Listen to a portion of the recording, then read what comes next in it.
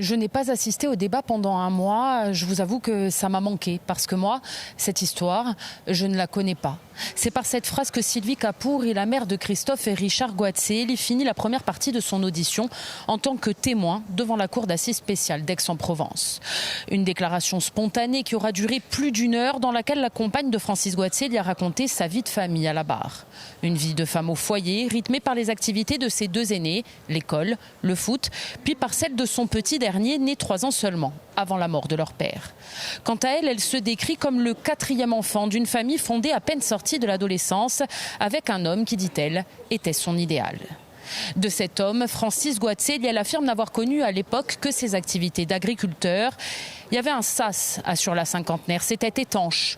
J'ai réalisé quand mon mari est mort ce qui s'était passé parce qu'avant, on m'avait protégée de tout.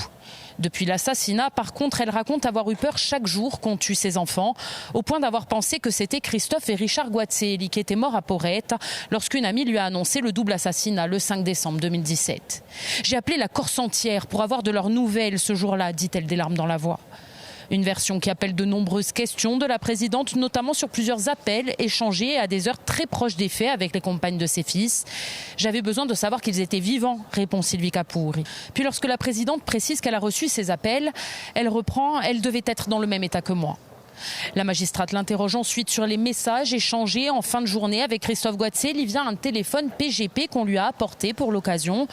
Il vous écrit « Si tu as pu douter de nous ». Et vous répondez « Je vous remercie et je vous félicite », sous-entendant que les frères étaient ensemble. Je ne sais même pas ce que je dis à ce moment-là, se défend la mère des accusés, avant de reconnaître qu'elle savait que Christophe Gouatsé voulait voir les assassins de son père mort depuis la veillée funèbre, sans avoir jamais cru qu'il se chargerait lui-même de la vengeance, car, dit-elle, c'était mon bébé.